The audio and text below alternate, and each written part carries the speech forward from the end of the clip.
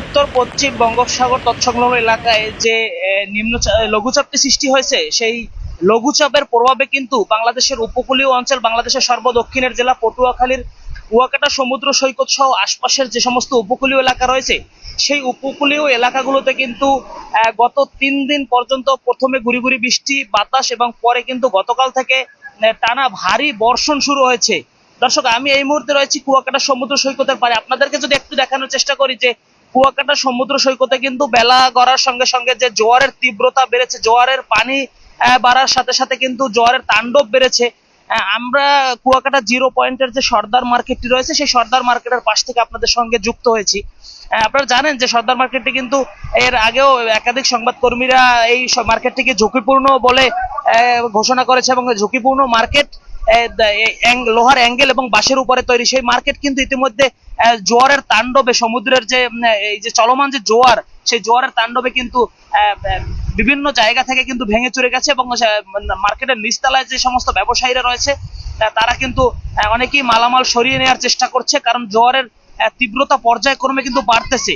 এবং গত বছর সর্বশেষ বৈরী আবহাওয়া যে ঘূর্ণিঝড় রেমালের পরে কিন্তু এই প্রথম সমুদ্রের এই আগ্রাসী রূপ বা সমুদ্রের এই আগ্রাসী চেহারা কিন্তু উপকূলের মানুষ দেখছে।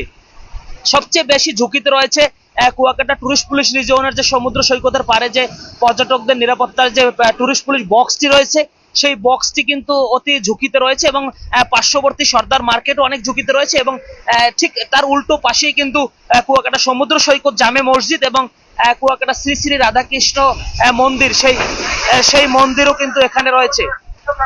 সেই মন্দিরও কিন্তু অনেকটা ঝুঁকিতে রয়েছে। আপনারা ক্যামেরার চোখে দেখছেন যে কতটা আগ্রাসী রূপ কিন্তু সমুদ্র এই মুহূর্তে নিয়েছে। এবং জোয়ারের যে তাণ্ডব, এটি কিন্তু জোয়ারের তাণ্ডবে কিন্তু বিভিন্ন জায়গায় ভাঙনের সৃষ্টি হয়েছে, এবং বিভিন্ন বেড়িবাঁধের কিছু অংশ কিন্তু ঝুঁকিতে রয়েছে।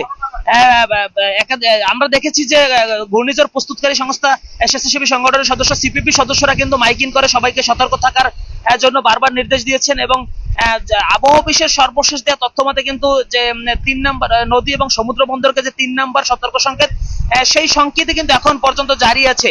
এবং সমুদ্রে সৃষ্টি হওয়া যে লঘুচাপটি, কিন্তু সেই লঘুচাপই আছে এখন পর্যন্ত।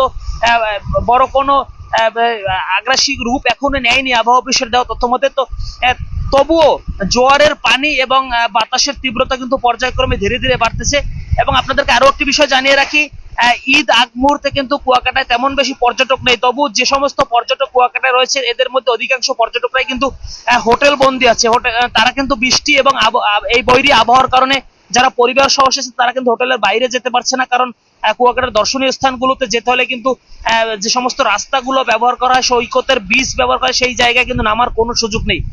এবং আরো একটি বিষয় আপনাদেরকে বলে রাখি যে 58 দিনের যে সমুদ্র এবং নদীতে যে মাছ ধরার যে সরকারি নিষেধাজ্ঞা রয়েছে, সেই নিষেধাজ্ঞা কিন্তু চলমান রয়েছে, যার জন্য মৎস্য অধিদপ্তর এবং স্থানীয় যে জেলে পেশার মানুষ অথবা জেলে ব্যবসায়ী, মৎস্য ব্যবসায়ীরা কিন্তু আমাদেরকে জানিয়েছে যে এই মুহূর্তে সমুদ্রে তাদের কোনো ট্রলার, মাছ ধরার ট্রলার অথবা ছোট নৌকা নেই, যার জন্য বড় ধরনের সমুদ্র কেন্দ্রিক যে দুর্ঘটনাগুলো আসলে আবহাওয়া খারাপ হলে বা ঘূর্ণিঝড় সৃষ্টি হলে আমরা সচরাচর দেখে থাকি যে সমুদ্রে একাধিক ট্রলার ডুবির ঘটনা ঘটে, জেলে নিখোঁজের ঘটনা ঘটে।